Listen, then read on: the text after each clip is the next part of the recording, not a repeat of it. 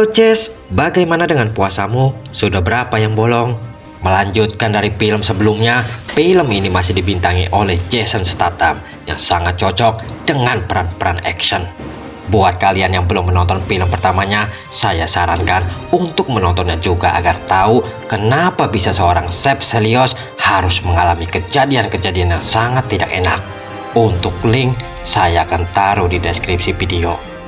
Sudah, tidak usah pakai lama, siapkan cemilan, udut, kopi, sambungkan wifi-mu. Inilah alur film. Kisah akan berfokus kepada seorang pria yang terjatuh dari sebuah pesawat sampailah pada momen sekelompok orang yang nampak membawa tubuhnya Sipi hingga diketahui bahwa Sipi masih hidup dan saat ini dia sedang berada di meja operasi dengan beberapa orang yang tengah mengoperasi jantungnya untuk memberikan jantung tersebut kepada seseorang. Dan untuk dirinya sendiri, terpaksa dia menggunakan jantung buatan karena si bos kepingin dia hidup untuk diambil tindakan lainnya. Tampak Johnny Peng yang masuk dengan raut muka yang menyebalkan, tampak senang melihat kondisi Sipi. Beberapa saat kemudian, Sipi tampak tersadar manakala dia mendengar organ yang paling penting, yang paling membanggakan dirinya akan dieksekusi juga. Hingga hal tersebut memaksa dirinya untuk bangun dari tempat tersebut.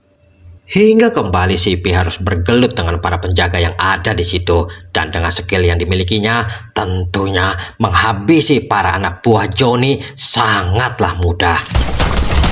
Sampai pada momen di mana salah satu anak buah Johnny tampak diinterogasi oleh Sipi dengan menancapkan senjatanya tepat di lubang pembuangannya. Hingga didapat satu nama dari mulutnya, Johnny Peng, yang akan menjual organ jantung Sipi ke seorang bos riot. Sontak saja hal itu membuat Sipi bergegas mencari si Johnny sambil mengemudi. Akhirnya Sipi nampak menelepon Dr. Miles untuk menceritakan kondisinya.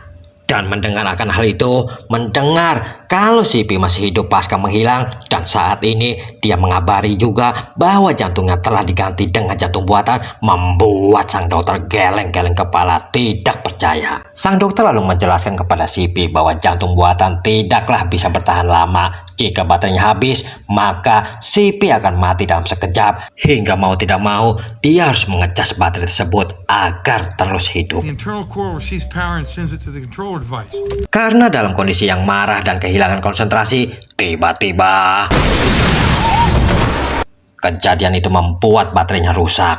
Dan di saat tubuhnya mulai melemah, datang beberapa orang yang mencoba untuk menawarkan bantuan kepadanya. Sipi pun tidak menyia-nyiakan kesempatan tersebut. Alih-alih dia minta dibawa ke rumah sakit, dia malah minta agar dialirkan listrik dari mesin mobilnya hingga baterai jantung terisi penuh dan bergegas dia menuju markas sang Johnny.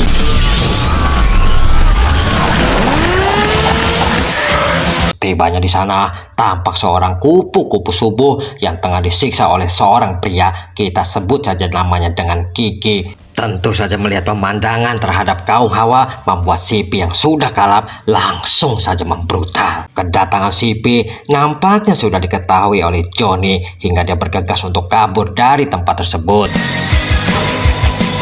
Mendapatkan seorang dewa penolong yang gagah dan ganteng, ditambah dia sedang mencari Johnny yang senang menyiksa dirinya, membuat Kiki senang kepadanya dan segera memberitahukan tempat yang biasa dan kemungkinan Johnny berada di sana.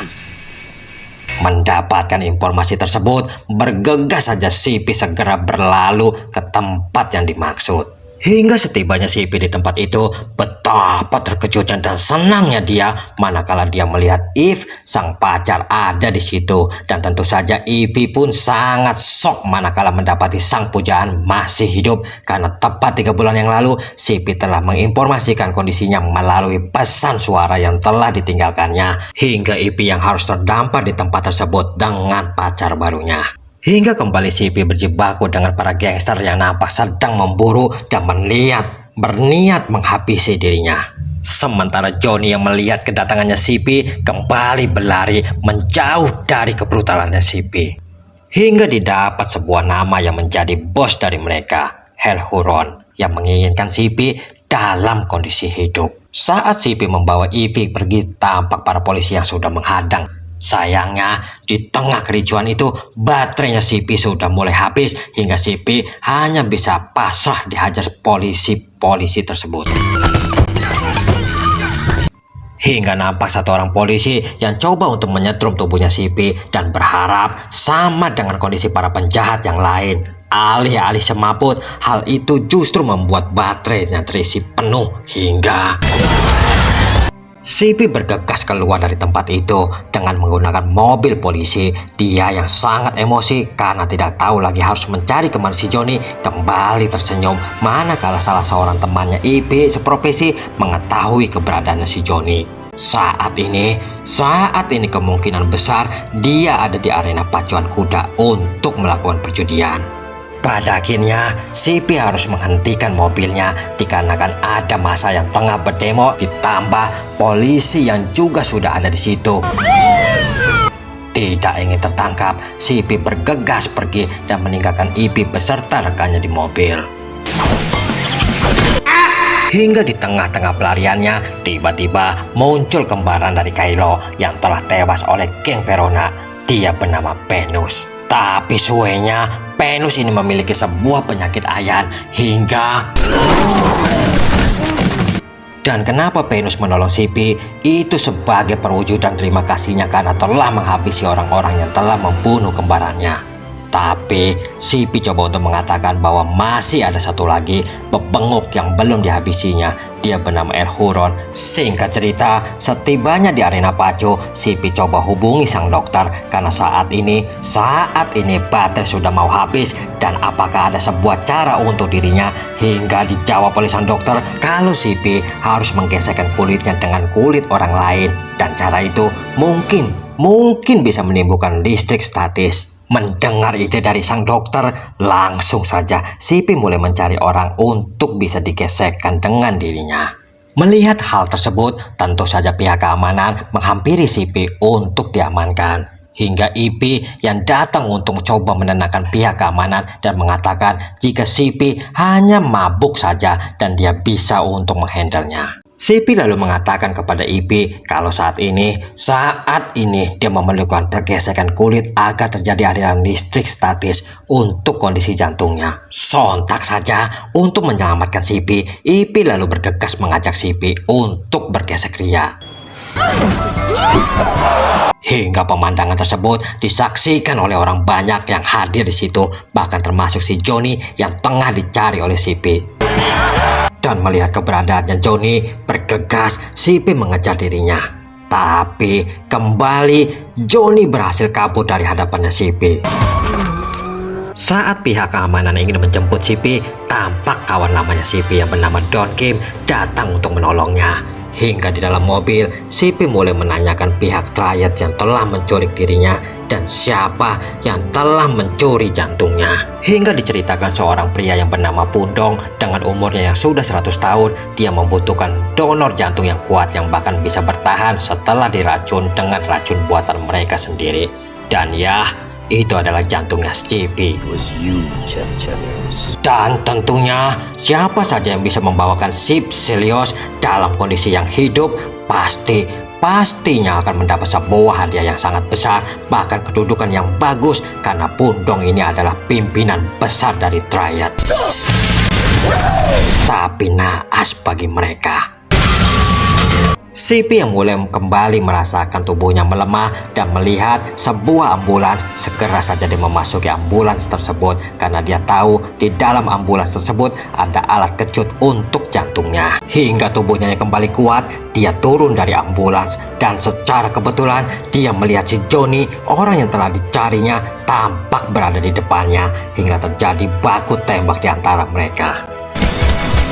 Hingga kejar-kejaran pun sampai di pembangkit listrik PLN. Dan setelah berhasil menangkap Johnny, dia lalu meminta agar kotak merah tersebut dibukakan oleh Johnny. Namun, alangkah terkejutnya CP manakala jantungnya tidak ada di dalam kotak tersebut.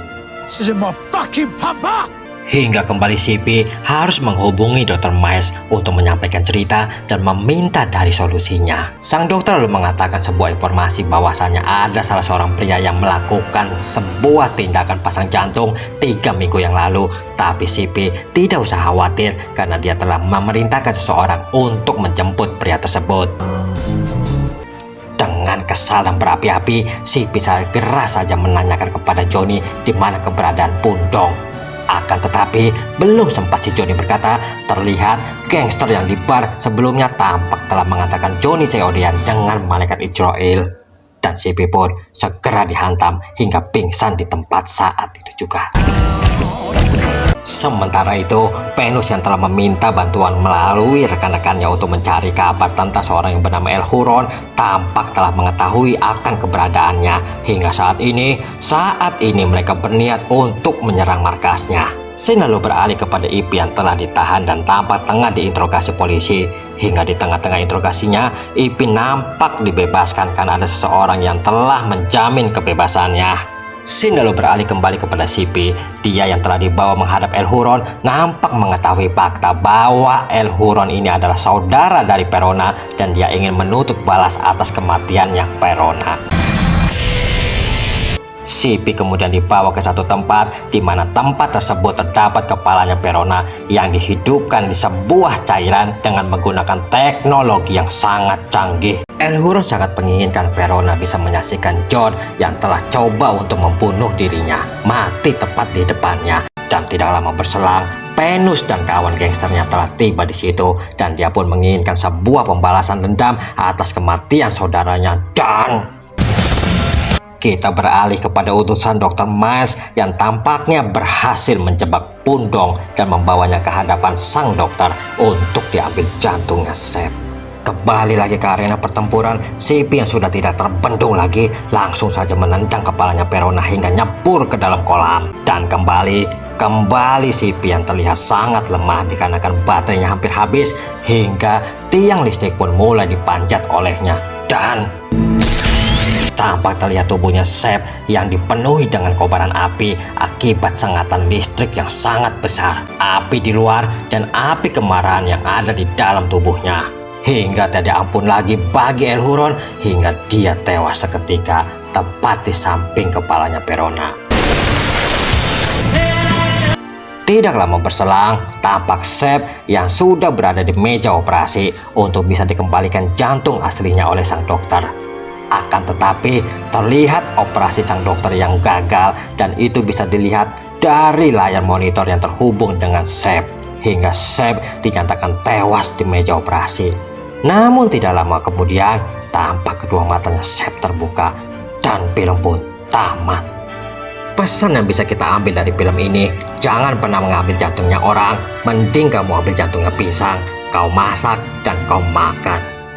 Dan akhirnya seperti biasa, jamek.